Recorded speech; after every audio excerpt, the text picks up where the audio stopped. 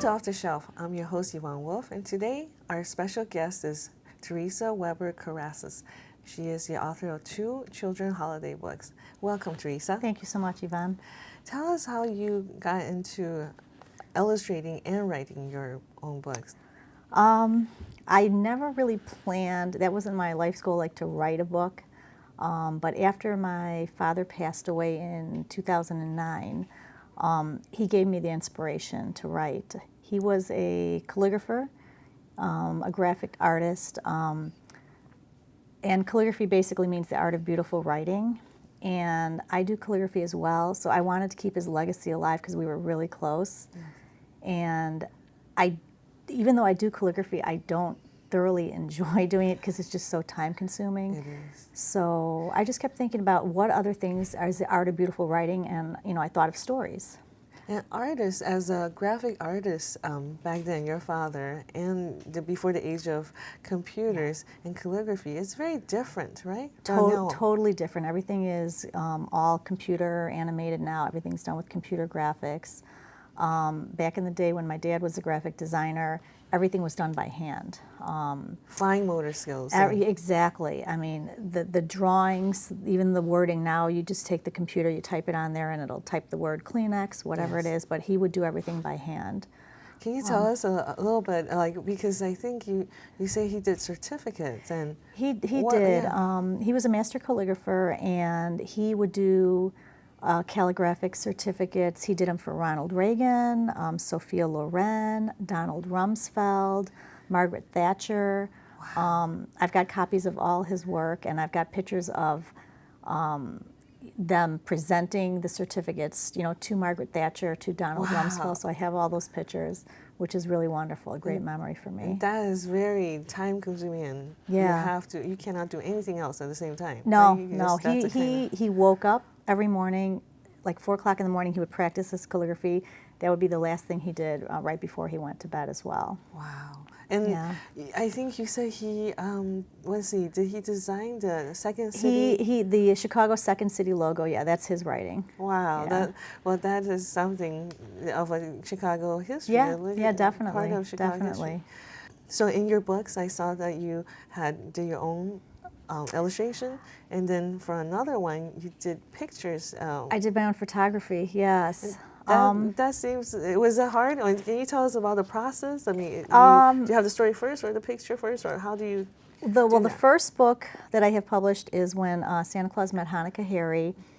I wrote the story, and then I intended on finding a publisher. So I was just going through the internet, Googling, illustrators, and for one drawing, it started at $250 up to $1,000, just for somebody illustrating. Yes. And I'm like, well, that throws that out the window because I'm not paying $250 a page. Yes. And I drew as a kid. I loved drawing, and I'm like, you know what? I'm going to try doing this myself. So I looked at the stories, kind of had an idea of what I wanted the illustration to look like. The first one turned out, and I'm like, this is good. And I did it. I just went through all the illustrations, according to what I wrote, and they turned out, and I was really pleased. And then for the other book that I wrote, Candy Cane the Christmas Cockatiel, my house is decorated every Christmas to the extreme. I start the day after Halloween, and I think you're famous on Glenview Lantern for that too, right? Yes, exactly. The Glenview Lantern has done several stories. They've come and taken pictures of my house every single year almost. And every room is a different theme, whether it's Winter Wonderland, and it's all 3D cardboard cutouts with candy cane snowflakes coming from the sky, from the ceiling. And I thought that would be kind of a really neat book to do if I could, do the photography. Right. So then I thought of putting my bird in there, like a little bird story. And I just started taking pictures. I took my bird, put him in different scenarios, whether he was in the candy cane house, on the Christmas, on the Santa sleigh. I mean, I have everything on walls coming from ceilings, and he was very cooperative, and my kids helped me a lot. And it sounds very difficult to because know, I have birds and they won't listen to anything I say. But my bird loves me to death oh. and loves his little millet seeds. Yes. And we would stick a little couple of millet seeds in the prop, and he would do it. We got the pictures, and I'm not a photographer, so. Oh. But you define. I mean, those pictures. I kind of had to do a little research on lighting and stuff, and I don't have the fancy lights. So basically, you know, if in some scenes I wanted to create shadows, some scenes I didn't want any shadows, and I was just taking my lamps and turning them upside down, hanging them, you know, and leaning them on couches. And it took me a while, but I finally figured out the lighting. And there was center balance. Yeah. You didn't have to do any after work on it? The only thing that I did afterwards is like if I wanted to add something like the little Santa hat, I photoshopped that. But it took me a while. Maybe the first couple of shots, you know, after I did it wasn't exactly what I was looking for, so then I would have to adjust everything. But yeah, so everything turned out. for that story, you had the pictures first, and then, but you planned the pictures. I knew I wanted to write a story with the bird and the Christmas, and yeah, I did the pictures first, and then I looked at all the pictures and came up with the story. So the easiest thing for me was I had all of them printed out, all the pictures, and I just had them all on the table. And then I kind of figured out, okay, maybe I'll have, you know, maybe he goes on a little tour of what he wants to be with Santa Claus as an elf. And I had him go through just different various stages of trying to get to the North Pole, and I came up with the story then. Well, that's very interesting because sometimes it's the other way. Sometimes the text, the verse first. Then, well, that's very nice to know that there's not one way, you know, to write a story. Exactly. There's always a way. So, Theresa, you have illustrated your own books. What kind of medium have you used before, experimented before? You know what? This is a great story. I just love what I did with the illustrations. I really felt like I wanted my dad with me as I was drawing it, like he was watching me. And I didn't have anything, you know, except for my pen and pencil. But after he passed away, I went to his office. You know, I grabbed all his technical rulers. I grabbed all his watercolors, his chalk, everything, his calligraphy pens. And I took everything home with me. And as I was trying to illustrate, I was using everything that he used. So I used his brushes. I used his pens, his pencils, his rulers. And I know this is going to sound really corny, but I literally felt as when I was drawing, like his hand was on top of mine guiding me. And I just feel like because I was using his stuff, he was like really proud of me. And it's present in those things that you use often. At least, you know, Chinese, we believe that tradition, like even a ring or someone's bracelet, they transmit their energy. Exactly. So it's very possible. Exactly. And I just want to let you know that my children enjoy your books. Thank I'm glad you. that I had them before our interview, so Thank you. they could read it, and they really liked it. They thought, boy, that bird was very smart, very talented. He's a trooper. He was such a good little boy. How old is your bird? He is going to be 7 years old. 7 years old. That's what, And they live up to 25 years. I have heard that. And this is and they're very sociable birds. They are. He whistles, he sings, he talks a little bit. So, yeah, he's a good little guy. And who are your intended audience for your books? Where you have children? And I have kids. Yeah. Basically, when I started writing the book, I didn't have it set like I want these for 2-year-olds to 5-year-olds or 5-year-olds to 8-year-olds. It was just after I wrote it, then I kind of figured, okay, you know what? The first book is more done in rhyme.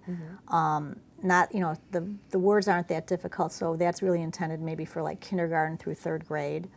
And the second book I wrote, Candy Cane, the Christmas Cockatiel, I just think that could be a fun family book. It is a long story about how Candy Cane travels to the North Pole. And I mean, I really think it could be up to 8th grade.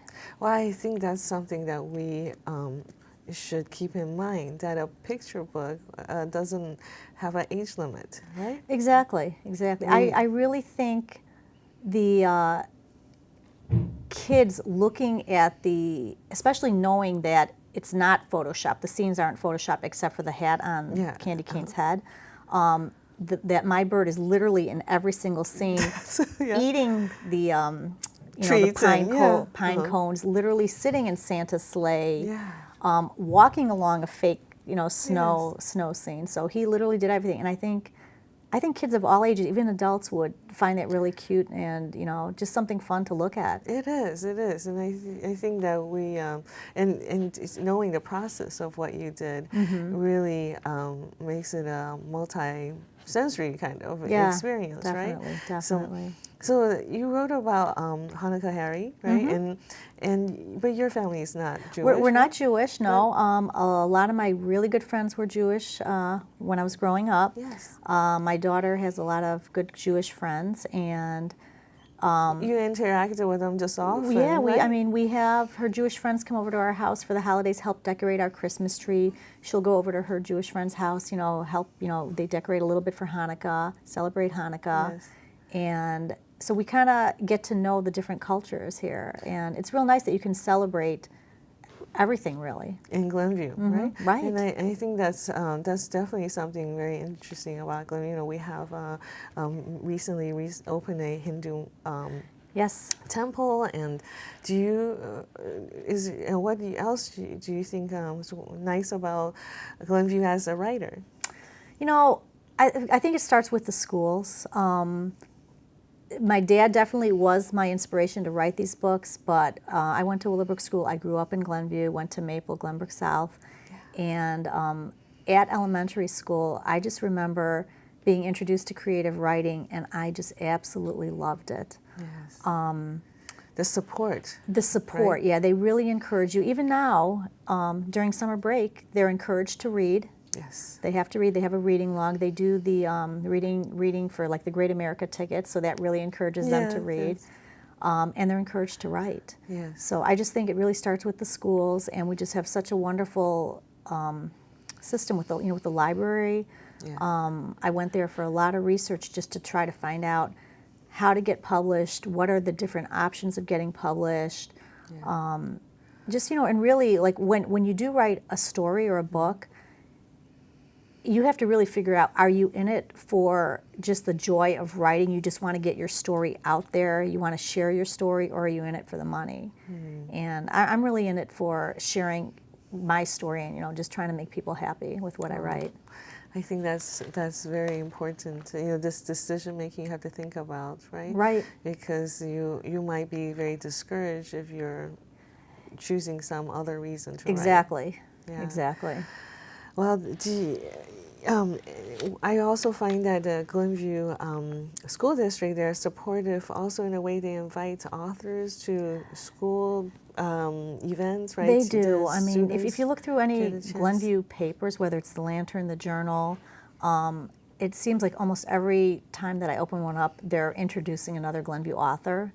So, whether you're invited to a bookstore, again, my problem is trying to find time to do things, but I've been to both of my kids' schools and during the holidays reading the books, and it's just so nice to see the kids' faces, and then you turn the page and you show them the pictures, and they're just like in awe. And then they ask questions, about writing. They're interested in becoming an author. Then they look at their teacher. We want to write books too. That's a great opportunity for our writers. That you can you can connect immediately with your readers. Exactly. Right? And that's wonderful. And your books are available at Glenview Library? I have yet to bring them there, but I will find time before the holidays. This holiday, I promise I'll bring them there. Right, but they are available on Amazon. Amazon.com or BarnesandNoble.com. Exactly.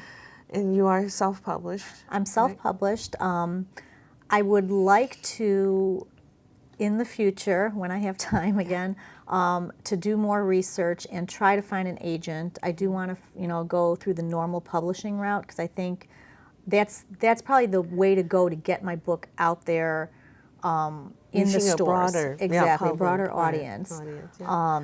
And how did you get an ISBN number? Well, I went through CreateSpace. I kind of researched everything. There's many companies out there that you can self-publish. Okay. And I kind of just went through and I was really reading all the reviews. You know, a lot of places, you know, you had to pay for the ISBN number. Yes, I heard that it's not that easy. And it's not easy, and it's not that cheap either. But after researching probably about 7 different companies or publishers, self-publishers, I decided to go with CreateSpace. That was totally included in it. And it's basically it's print-on-demand company, so it's really nice. Which is like Amazon, because Amazon offers a print-on-demand. Exactly. But would it be different price when it's colored, right? It's a different price, yeah. Definitely, it's a different price when it's colored, and size. The size of the book, and then like all my books have a illustration or a photo on each page. Right. So the more photos you have, you know, it's going to be a little pricier. But if you self-publish for right now, you kind of get to choose. You choose your selling price, and then your commission is based off of that. So I'm making a pretty good commission just doing it through self-publishing. So if you're looking for money, that's the way to go. But I eventually would like to, again, get a broader audience and find time to find an agent. So. Yeah. Well, I see these are good tips you're sharing with us. And do you find that your family is your best support for it? Because every writer feels a little discouraged sometimes. Do you feel like who help you feel like just you got to keep going? My family's behind me with this, but I always just think back to my father. I mean, he is just, he's not here physically, right. But when I do feel discouraged, I just think about everything that he's done and everything that he's gone through, and I know he wouldn't want me, to be discouraged and give up. So he's my biggest fan. You have more books coming out, right? You have some other books that you've been planning? I do. How I got started was, as I said, like when my dad passed away, after I realized that I wasn't going to be doing calligraphy, I wanted to write children's books, so I knew that. But I didn't have anything like set in stone, like at that point, I want to write about this or that. My writing came to me when I was sleeping. And I would have a pad of paper and a pencil right next to my bed. Wow. And I wouldn't even think of a story. I wouldn't say okay, I want to do when Santa Claus met Hanukkah Harry. Right. I would be sleeping, and I guess in my dream or subconsciously, I'd start rhyming, thinking of Santa Claus, Hanukkah Harry, and I'd start rhyming, and I'd wake up and I'm like, oh my gosh, I got to write this down. So, but you say and there's more books that came this way. That's how my first 8 books, the ones that aren't published yet, that's how those came about. I wrote all 8 books, children's books, all done in rhyme, in a 3-month period after my father passed away, and it was all done while I was sleeping, just thinking of these things. And it wouldn't necessarily be one day I'm thinking about. I came up with part of the verse for when Santa Claus met Hanukkah Harry. Mm-hmm. The next day, it might have been something totally different. I wrote about a little girl putting curlers in her dad's hair, painting his toenails, and putting makeup on him. So every day, I would come up with something different. So I had maybe at that 8 books, and I just kept adding to it. Because sometimes people say, well, when do I have the time, right? But sometimes your brain is thinking about it. Yeah. You can't stop it. You can't turn it off. I couldn't stop it. All I knew is I wanted to keep my dad's legacy alive. That's all I knew. And I have a full-time job, and I didn't have time to do it between the full-time job and taking care of the kids and the activities. Yeah, so you have 4 kids, right? Yeah, well, that's I've got 30, 32, 26, 12, and almost 9. Yeah, so and we have a couple in the same age, so exactly. We'll get there together. Exactly. So, well, that's wonderful. That's nice to hear, because I think time is one big restraint. Now that everything we do, we're doing we're doing 2 things at the same time. Exactly. Right? And we really need to perhaps have the downtime to work on something, just one thing. Right. Well, and once I set my mind to something that I know I want to do it, there's no stopping me. If I have to do it like when I'm sleeping, I'll do it then. But like once I have an idea, I just run with it.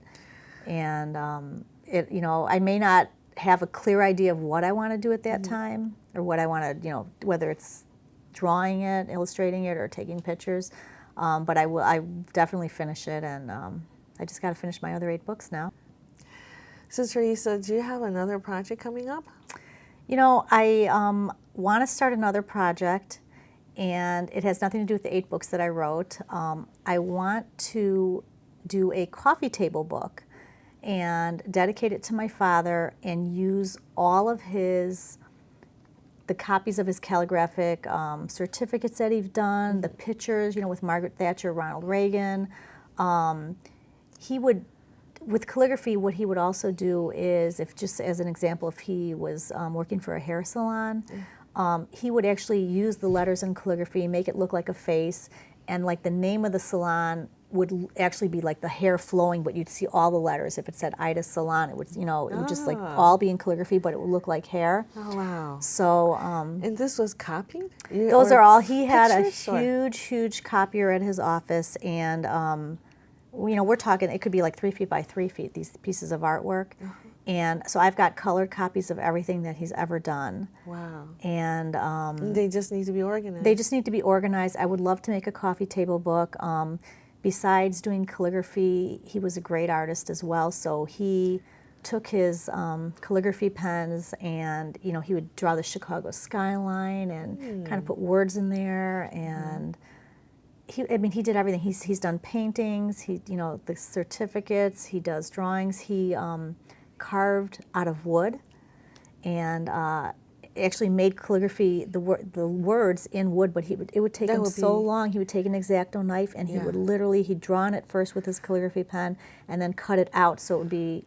It's a three-dimensional, Three-dimensional, right? So it's not something like a stamp. No, it's right? three-dimensional. Wow, that's amazing. If we could, we would love to have some pictures. Oh my God, there's just so many. He, any piece of scrap that he would find, whether it was like an extra piece of carpeting, he would do calligraphy on that. Calligraphy on carpeting? He did different texture. Different textures. His famous thing was, when I was little, he would come to our school every year at Easter, and he would write little poems on the eggs. Eggshell? On the eggshell all the way around. Wow. He would do that. That's amazing. That's a nice... that's a nice contribution, memorable contribution that children remember. And right? a lot of my classmates still remember that he would come to school. So you visiting schools, you just continue a family tradition. Yeah, definitely. Well, how nice to have you on our program, Theresa. Thank you for inviting me. I really appreciate it. And thank you for watching. Join us next time on Off the Shelf.